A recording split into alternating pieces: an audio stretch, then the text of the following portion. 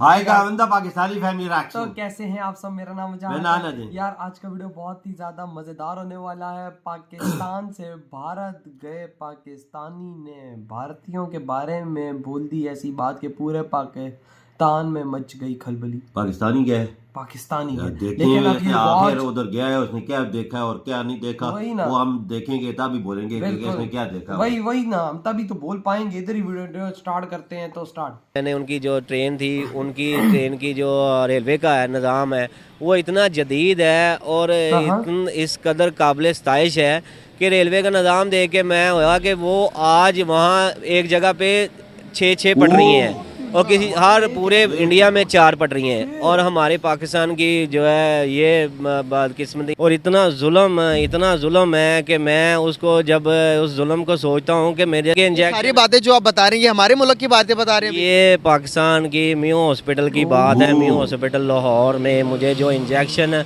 मिलते थे वो इंजेक्शन मैंने हर महीने के वालदा के लेके जाता था। वो इंजेक्शन नाकारा थे। उसकी रिपोर्ट भी डॉक्टर समर जो है हमारा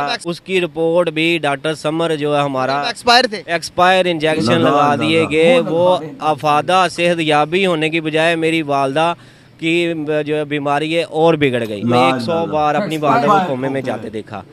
मैंने जब इंडियन डॉक्टर्स को बताया कि मेरी वालदा जो है वो 100 बार कोमे में गई हैं तो उन्होंने बिलीव नहीं किया कि ये 100 बार कैसे कोमे में जाके वापस आई हैं। निजामुद्दीन औलिया वहाँ से कितना दूर था? निजामुद्दीन औलिया अपोलो हॉस्पिटल से 12 से 15 किलोमीटर दूर है। कैसे गए? मैं वहाँ जो है उनके बस है जो लोकल ट्रांसपोर्ट है वहाँ उन पे बैठा।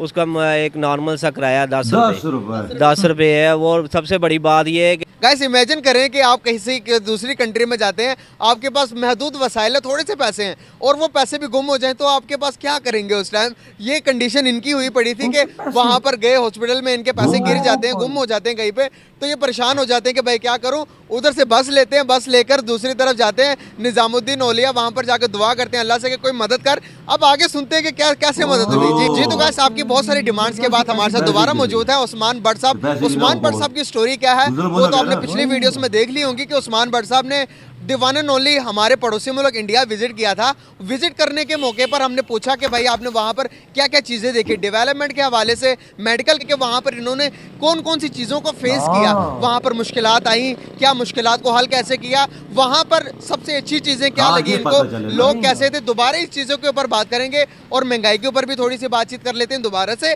और बहुत सारी चीज़ों से इनकी ज़िंदगी के बारे में और वहाँ पर क्या क्या चीज़ें फेस की दोबारा से बात डिस्कस करते हैं। जी तो अस्सलाम वालेकुम उस्मान भाई। वालेकुम अस्सलाम सर, बड़ी मेहरबानी, बड़ा ही थैंक यू सो मच आप हमारे बुलाने पर आप आ जाते हैं। सर बड़ी डिमांड आ रही है आपकी। जी, देखने और सुनने वालों का मैं तहे दिल से शुक्रिया अदा करता हूँ कि उन्होंने मुझे जो है ना सुनकर देखकर मेरी जो ज़िंदगी के वाक़यात थे, ये ज़िंदगी के वाक़यात जो हैं ये मेरी जो ज़िंदगी है ये एक मुश्किलात से बड़ी पड़ी हैं। मैं आपको शुरू से थोड़ा सा इसलिए बताऊंगा कि आज से जो इंटरव्यू पहले हुए जो आपने मुझे दिखाया उसमें मैंने थोड़ा सा कुछ बताया था कि मेरी वालदा के साथ हुआ, लेकिन शुरू इससे करूँगा कि मैंने जिस घर में होश संभाली उस घर में हमारे मुल्क पाकिस्तान में जब जिस घर में मैं पैदा हुआ, होश संभालने के बाद मुझे जब ये पता चला कि मेरे 3 बहन भाई जो है ना स्पेशल पर्सन है। वो जो है स्पेशल पर्सन ये हैं कि वो अपनी ज़िंदगी जो है ना नहीं जी सकते, वो इंसान तरीके से ज़िंदगी नहीं जी सकते, नॉर्मल ज़िंदगी से नहीं जी सकते।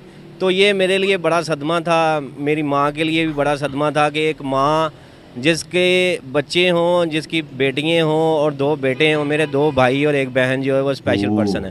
तो मेरी माँ के लिए बड़ा सदमा था। उस माँ के लिए क्या ज़िंदगी में जो है ना उसकी ख्वाहिशें होंगी कि उसके बच्चे जो है ना वो इस तरह के होंगे। लेकिन मैंने अपनी माँ का साथ नहीं छोड़ा। मैंने जो हौसला जो मेरा किसी टाइम जो है टूटता था वो नहीं टूटा। मैं उनको लेके अपनी ज़िंदगी के साथ आज भी चल रहा हूँ।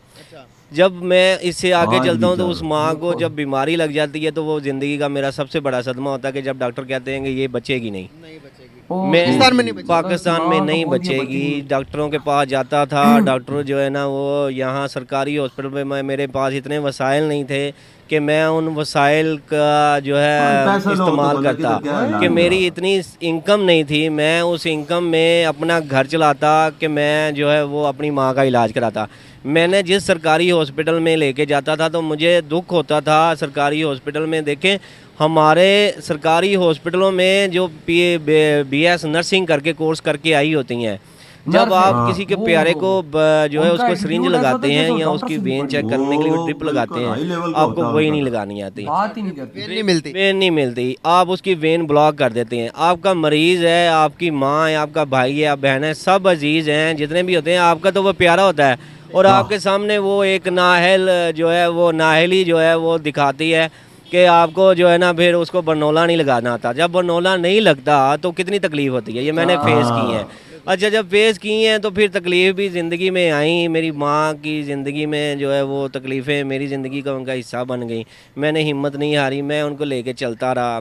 बीमारी आई, बीमारी फेस की, बीमारी के साथ हॉस्पिटलों के धक्के खाए। सबसे बड़ी बात है कि जो मैंने सरकारी हॉस्पिटल से इंजेक्शन लगवाए थे हेपेटाइटिस C के, और इतना जुल्म है कि मैं उसको जब उस जुल्म को सोचता हूँ कि मेरे सरकारी हॉस्पिटल से इंजेक्शन मिलते थे 1 महीने के, उस 1 महीने के इंजेक्शन, सारी बातें जो आप बता रहे हैं ये हमारे मुल्क की बातें बता रहे हैं। ये पाकिस्तान की मियो हॉस्पिटल की बात है। मियो हॉस्पिटल लाहौर में मुझे जो इंजेक्शन मिलते थे वो इंजेक्शन मैंने हर महीने के वालदा के लेके जाता था। वो इंजेक्शन नाकारा थे, उसकी रिपोर्ट भी डॉक्टर समर जो है हमारा एक्सपायर इंजेक्शन लगा दिए गए। वो अफादा सेहतयाबी होने की बजाय मेरी वालदा की जो है बीमारी है और बिगड़ गई।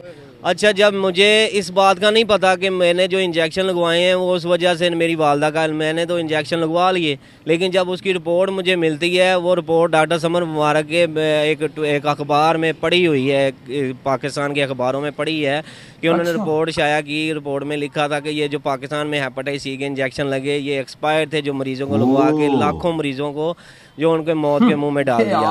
अब दुख तो ये है कि वो जो मेरे सामने, मैंने अपनी वालदा को कम से कम 100 बार अपनी वालदा को कोमे में जाते देखा। मैंने जब इंडियन डॉक्टर्स को बताया कि मेरी वालदा जो है वो 100 बार कोमे में गई हैं, तो उन्होंने बिलीव नहीं किया कि ये 100 बार कैसे कोमे में जाके वापस आई हैं। मैंने कहा ये तो मैं तो नहीं जानता, मेरा रब जानता है कि वो 100 बार जाकर कोमे में वापस आती हैं, तो अल्लाह ताला ने उनको ज़िंदगी दी थी। अब जब ज़िंदगी दी तो उनको सेहत कहाँ मिलनी थी, वो इंडिया में मिलनी थी। अब हम इंडिया अपोलो हॉस्पिटल जाते हैं, वहाँ डॉक्टर नीरव गोयल मिलता है, तो वो उनका इलाज होता है, उनको सेहत मिलती है। अब बात ये है कि जब 2014 में हमारा लीवर ट्रांसप्लांट के लिए हम चलते हैं, डॉक्टरों को हमें ये बताने की गुरेज नहीं हुई कि ये इनका लीवर ट्रांसप्लांट होना है। लीवर ट्रांसप्लांट के पेशेंट हम बन गए। लीवर का डॉक्टरों ने यही बात है, जब भी आप पाकिस्तान में किसी आम भी छोटे से हॉस्पिटल में चले जाएं तो वो आपके पेशेंट को यही बताएंगे कि आपका पेशेंट आखिरी स्टेज पे, ये बस दुआ करें अल्लाह को प्यारा होने वाला है। अच्छा, ये सुन के कितना दुख होता है कि आपका प्यारा आपके सामने पड़ा है और डॉक्टर ये उसको वो माँ जैसी हंसी के आपके सामने एक माँ है वो जिसकी ज़िंदगी आपका जो है वो आपका नेमुल बदल, आपके अलावा उसके अलावा आपके पास कोई है ही नहीं है।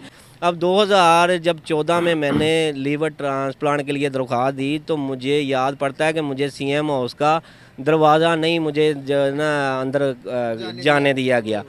2014 में मेरी पहली दरख्वास्त राय लियाकत अली खल जो है वो एडवोकेट हैं, उनके तवस्सुत से मेरी दरख्वास्त जाती है, लेकिन वो दरख्वास्त गुमनाम पन्नों में पड़ी रहती है क्योंकि मुझे जाने CM हो जाने ही नहीं दिया जाता।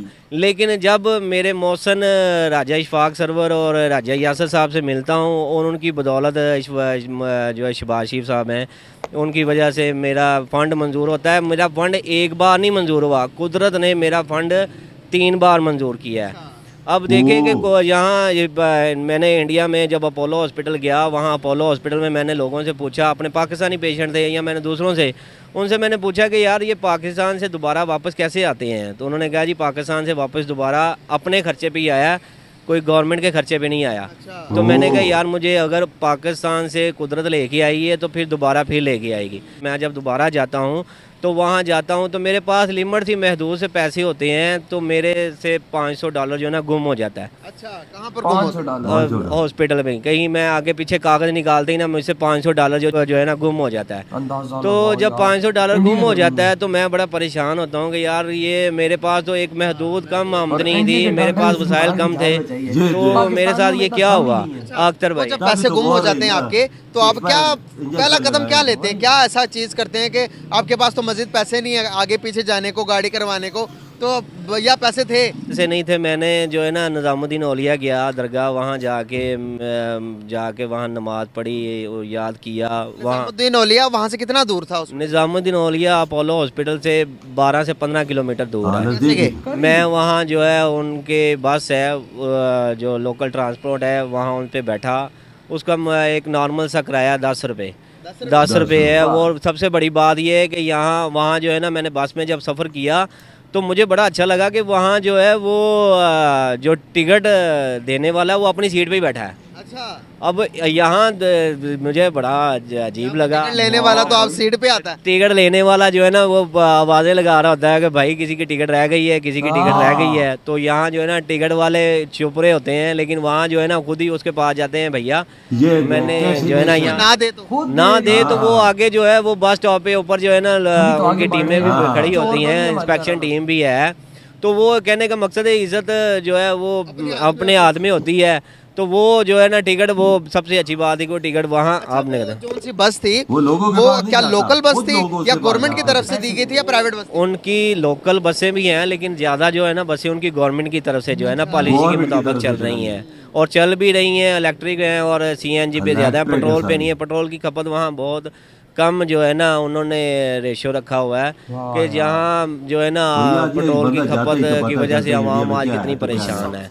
और 200 जो है ना 300 से नीचे अब आया है। लेकिन सबसे बड़ी ये बात जुल्म की ये है कि अगर डॉलर ऊपर गया, पेट्रोल ऊपर गया तो महंगाई कितनी हो गई यहाँ।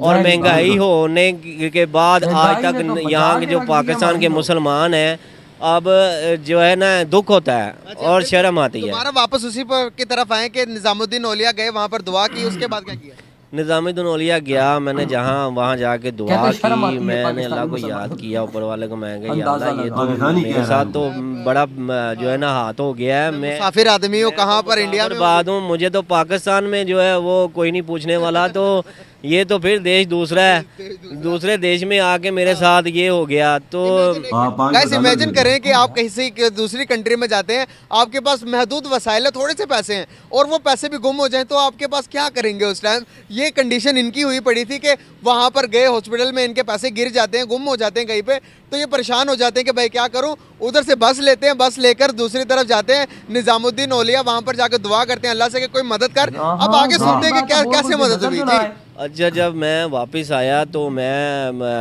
अपनी वालदा को ना Apollo hospital, pick and drop तो फ्री थी अपोलो हॉस्पिटल की ना, वो अपने गेस्ट हाउस से जो है ना आपको लेके भी जाते थे। निज़ामुद्दीन औलिया के दुआ की, फिर दुआ करने के बाद मैं ना अपने गेस्ट हाउस से वापस हॉस्पिटल आया। हॉस्पिटल बैठा था तो मैं ना बड़ा परेशान था कि मैं क्या अब क्या बनेगा। तो मुझे ना कोई आके बताता है कि जनाब जो है ना पाकिस्तान हाई कमीशन जो है ना वो। एक सवाल यहाँ पर, आपके पास जेब में पैसे थोड़े बहुत भी थे या बिल्कुल पैसे नहीं थे? नहीं, थोड़े बहुत थे।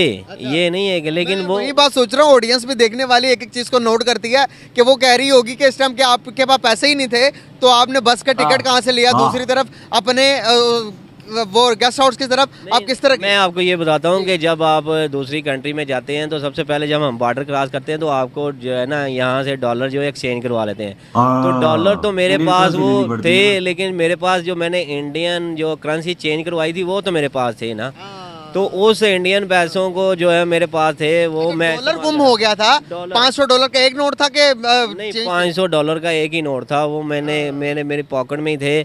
वो मुझे जो है ना मेरे से गुम हो गया। तो वो जब इंडियन में थोड़े से पैसे इस्तेमाल कर रहा था, तो जब मैं 2017 में वहाँ जब हॉस्पिटल जाता हूँ तो मुझे आके बताया जाता है कि पाकिस्तान हाई कमीशन अपनी वाइफ के साथ जो है ना ट्रीटमेंट करवाने के लिए आए हैं। अच्छा। तो मैं कहता हूँ यार कि चलो मैं जाके मिलता हूँ। फिर मैंने कहा यार एक उनसे मिलने से बेहतर है कि उनके साथ कोई स्टाफ आया होगा, मैं उनसे मिल लेता हूँ। तो उस फिर हम कोई बुरा फोन बोलते शोन हैं। या इधर से जान पैसे उधर बचाने के मंगवाने लिए का कोई याद- चक्कर नहीं था? नहीं, भाई, बड़े-बड़े यहाँ लोग भी दोनों तो मुल्कों का जाते हैं ये जी। एक हिसाब है कि मैंने पता किया, ये एक दूसरे के साथ जो है ना ट्रांसफ़र नहीं होते, पैसे नहीं, ट्रेड नहीं करते। तो उस वजह से मैंने जो है ना, उन्होंने कहा जी ये सिलसिला तो हो नहीं सकता। तो मैंने कहा चले मैं जाता हूँ। वो मैं नीचे पार्किंग में गया, तो पार्किंग में जाके मैंने देखा कि मुझे वहाँ ना अख्तर नाम के मेरे जो पाकिस्तान हाई कमीशन के साथ ड्यूटी करते थे वो मुझे मिले। मैंने इंडिया में होते थे? वो इंडिया में पाकिस्तान हाई कमीशन में ड्यूटी करते थे। क्या नाम था उनका? उनका नाम अख्तर था। वो अख्तर भाई मुझे मिलते हैं, तो मैं ना उनसे मिल के सलाम लेके उनको कहता हूँ कि मैं ना पाकिस्तान से, मेरा नाम है, तो मैं आया हूँ लाहौर, तो मेरा ना कुछ प्रॉब्लम है, कुछ इशू हो गए हैं। उसने कहा आप जो है ना, मैं तो इस वक्त जल्दी में हूँ, आप मेरा नंबर ले लें तो मुझे ना आप फ़ोन पे बताइएगा। मैंने उनको जो है ना फ़ोन पे बताई बात। फ़ोन पे जब मैंने उनको बताया ना, तो उन्होंने कहा कोई आप परेशान ना हो, मैं आपके जो है ना ये इशू भी हल कर दूंगा। आप उनको कंप्लेन शम्प्लेन नहीं करवाई गई? नहीं भाई, कंप्लेन कहने का मकसद है, कंप्लेन जो है वो गुम हुए थे, मैं कैसे कंप्लेन करवाता? वो तो मेरी गलती थी, मेरे या मेरी खाते तो वालदा निकाले हों, को क्या मैंने है? जो है ना कुछ, मैं अक्सर वालदा को पकड़ा देता था, तो वालदा ने, यहाँ मुझे याद पड़ता है कि वालदा कहते हैं मैंने एक बार जो है वो कुछ चीज़ खरीदी थी, शायद उसी में दे दिया। लेकिन वो कन्फ्यूज़न है, गुम तो हो गए ना जैसे भी हुए, क्यों वालदा को तो नहीं ना करेंसी का पता था, वो इंडियन करेंसी में हो या डॉलर में, तो वो झटके थे जो इस वजह से प्रॉब्लम हो गई। लेकिन वो क्या बना आगे चले गए? इशू ये है कि फिर वो आगे हल ये निकला कि वो अख्तर भाई ने मेरी हेल्प कर दी। कितने की दी आपको? कितने? उन्होंने मुझे जो है ना जितने भी पैसे हैं, अब नाम तो नहीं लेना चाहिए, जितने भी थे उन्होंने मेरी हेल्प, गुजारा अच्छा हो जाएगा। गुजारा बहुत अच्छा हो मदद जाएगा, करा। उस वजह से जो है ना उन्होंने मेरा जो है वो हेल्प की। वाह यार, देखो यार वहां पर डॉक्टर्स ने इसकी मेरी माँ बात का इधर एक liver- मेन पॉइंट ये वजह, ये 2014 में गया है इंडिया, 2014 में इधर इसकी बातों को लगते रहे एक्सपायर इंजेक्शन। हेपेटाइटिस सी के हाँ। वो जो कोर्स अभी हाँ। आया पाकिस्तान में आया हुआ है, हाँ। वो उससे ठीक बंद हो जाता है, लेकिन एक्सपायर ठोकते तू रहेंगे। यकीन कर, ये कैसी कौम है, ये हमारे कैसे डॉक्टर है, ये हमारी कैसी अस्पताल की नर्सें डॉक्टर हैं जो जिनको एक्सपायर, पता ही नहीं है कि एक्सपायर हम लगा रहे हैं यहाँ। वही ना, और कितनी भाई- बगैरती वाली वही बात ना, है। और इसकी वजह से उसकी माँ का लिवर खत्म हो गया। खत्म हो गया और 100 बार कोमे में गई है। इंडियन डॉक्टर कहते ही हुआ क्या, आई कैसे वो वापस ये आई? बोलता है अल्लाह ही जान सकता, भगवान ही जान सकता है कि क्या हुआ है, तो क्या नहीं 100 बार कोमे में गई। यानी इंडियन डॉक्टर ने एक दफा अपने सर पे हाथ रखा होगा कि ये डॉक्टर ये बोलता है कि जिंदगी देने वाला मुझे इंडियन डॉक्टर है, मेरी मेरी वालदा बात को है बाबा, अब यहाँ पर जाओ, आपको लिवर ट्रांसप्लांट का नहीं बोलेंगे, नहीं बोलेंगे। आपको बोलेंगे बस भाई लिवर आखिरी स्टेज पे, तो मरने वाले जितने जने जी लो। हाँ, उधर ये चीज नहीं बोलेंगे, उधर इलाज है उनके पास, वही ना, वो उनके पास बड़ी बड़ी मशीनें और जदीद इलाज वही ना, वो टेक्नोलॉजी है। कहेंगे कि भाई आपको लिवर हम ट्रांसप्लांट करेंगे, वो दिल ट्रांसप्लांट कर देते हैं अगले। तो इधर वो चीज सही नहीं होती। तो देखो ना, ये एक देश चीजों को बिगाड़ और दूसरा देश उसी चीजों को वो सुधार। हमारे ऑफिशियल वो बोलता है, हमारे एम्बेसी वाले उसकी वाइफ और उधर गए अपना हाई इलाज कमिश्नर। हाई कमिश्नर, आप अंदाजा लगा, ये उधर जान बचाने वही ना, जाते हैं। भाई ऐसे तो दुश्मन जान बचानी हो इंडिया, हाँ, और उधर से वो कहता है कि मुझे गवर्नमेंट की तरफ से, मतलब उसकी गवर्नमेंट की तरफ से फंड हुए तो गरीब तो नहीं जा सकता, लेकिन चलो वो गवर्नमेंट ने किया, लेकिन यहाँ का गवर्नमेंट ने तो पैसे दे दी, चलो उसका इलाज उधर हो गया, उसकी माँ ठीक हो गई, आज वो पाकिस्तानी इंडियन डॉक्टर्स के कदम भी चूमे, वो भी काम है, और वो ये चीज मानता भी है। लेकिन हमारी अस्पतालों को कब सही करोगे कि भाई कब तक लोग इंडिया जाते रहेंगे? इंडिया की ही मदद ले लो, इंडिया को बोलो यार आप हमारी हॉस्पिटल्स को सही कर दो, वो कर भी देगा। बिल्कुल वो सही। इंसानियत के लिए सबसे आगे होता है। तो हमारे डॉक्टर्स इतने फुद्दू हैं यार कि टीका लगा रहे हैं, उनको पता ही नहीं है कि भैंस की दुम का भाई एक्सपायर चीज है। इंजेक्शन एक्सपायर लगा रहे हैं। मैं अगर बताऊं ना, इंडिया में ऐसी चीज नहीं है, किधर? एक्सपायर का तो सवाल ही नहीं पैदा होता ना। कोई अगर लगा ले, मैं ये कहूंगा तो जेल की सलाखों में होगा कसम से। अगर लगा भी दे गलती में। उधर पहले तो ये चीज है ही नहीं, उधर के डॉक्टर ही भगवान वही ना, है, कोई क्योंकि बंदे की जान वो बचाते चीज- मारते वो नहीं है। चीज देखते हैं तो 100 बार देखते हैं, चीज एक्सपायर तो नहीं है। हाँ। वही ना, तो यार आपके क्या थॉट है तेरी वीडियो खत्म करते हैं तो